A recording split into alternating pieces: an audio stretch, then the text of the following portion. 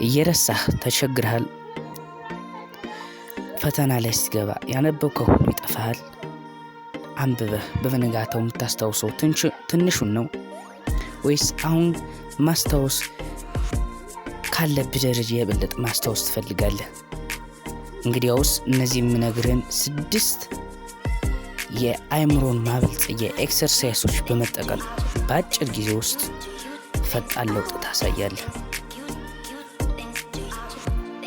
ሰላም፣ እንዴት ናችሁ? አብርሃም ነኝ። ይህ ደግሞ አብርሽ ሚዲያ ነው።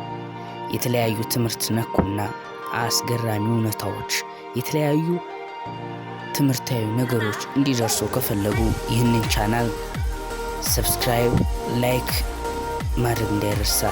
ሌላ እንዲሰራላችሁ የምትፈልጉት ነገር ካለ ኮሜንት ላይ ማሳወቅ እንዳይረሳ። እንግዲህ ዛሬ የምንወያየው መጀመሪያ እንደነገርኳችሁ አእምሮአችንን እንዴት ማሳደግ እንዳለብን የሚረዱትን 6 ፖይንት አዘል ኤክሰርሳይሶች ነው የምነግራችሁ። እስከ መጨረሻው መከታተል እንዳይረሳ። ቪዲዮውን ከመጀመራችን በፊት ይህንን ቻናል ላይክ፣ ሰብስክራይብ ማድረግ እንዳይረሳ።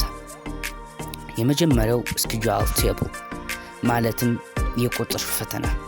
ይህ የቁጥር ፈተና 1 እስከ 25 ያሉ ቁጥሮች ይሰጡንና የተዘበራረቁ ቁጥሮች ናቸው እነዛ።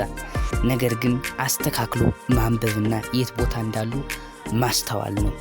በምናስታውስበት ጊዜ ለነገሮች ያለንን ማስታወስ ሂደት በጣም ይረዳናል።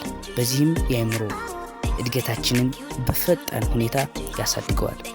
ሁለተኛ the color challenge ወይም የቀለም ፈተና።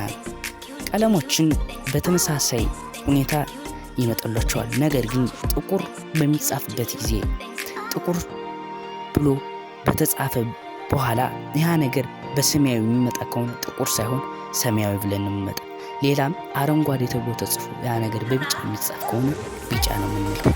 ስለዚህ ይህንን በቀለም በምንፈተንበት ጊዜ ሰዎች ምን አይነት ቦታ ላይ ምን እንዳለ ማስታወስ እንዲችሉና የት ቦታ ላይ አንድ ፖይንት የት ቦታ ላይ አንድ ፖይንት እንዳለ በደንብ እንድናስታውስ ይረዳናል። ሶስተኛ አይንን በመጨፈን ኤክሰርሳይሶችን መስራት። ይህ ፈተና ለአብዛኛውን ጊዜ የሚጠቅመን ለአእምሮአችን የማስታወስ ብቃትና የተለያዩ ነገሮችን ለማድረግ መሞከር ነው። ይህንን አይናችን ተጨፍነን ያለመድናቸውን ነገር በምናደርግበት ጊዜ የተለያዩ ጥቅሞችን እናገኛለን።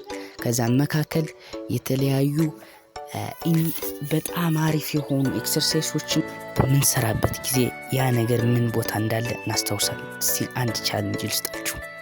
አንድ ዕቃ አስቀምጡና ያን ዕቃ ከእናንተ ርቀት ያለውንና በምን አቅጣጫ እንደተቀመጠ ይዩት።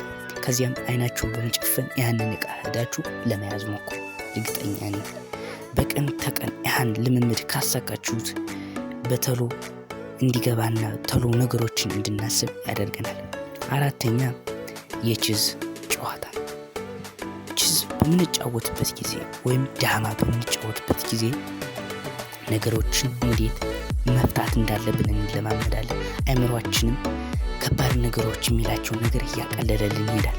ቺዝ ከተቃራኒ ተጋጣሚ ጋር በምንገጥበት ጊዜ ያ በሚያደርግብን ችግር ላይ እኛ እንዴት መፍታት እንዳለብን እንዴት መጫወት እንዳለብን በምንለምድበት ጊዜ ነገሮችንም ስራዎችንም እንዴት መፍታት እንዳለብን እንለማመዳለን። አምስተኛ የማንጠቀምበትን ነገር መጠቀም። ማለትም አብዛኛውን ጊዜ ሁላችንም በቀኛችን ነው የምንመገበው። እስቲ በግራ ለመመገብ እንሞክር። በቀኛችን ነው ጥርሳችን የምንቦርሸው። እስቲ በግራችን ለመቦረሽ እንሞክር። ነገሮችን በተቃራኒ ወገን በምናደርግበት ጊዜ አዲስ ነገር ለመልመድ አእምሮአችን ይነቃቃል። አዲስ የብሬን ኮኔክሽን ስለሚፈጠር ያም ነገር ለኛ ይጠቅመናል። ስድስተኛ ፈታኝ ጌሞች መጫወት። ማለትም ልክ እንደ ማትስ ያሉ ካልኩሌት የሚበዛባቸው ነገሮችን መጫወት።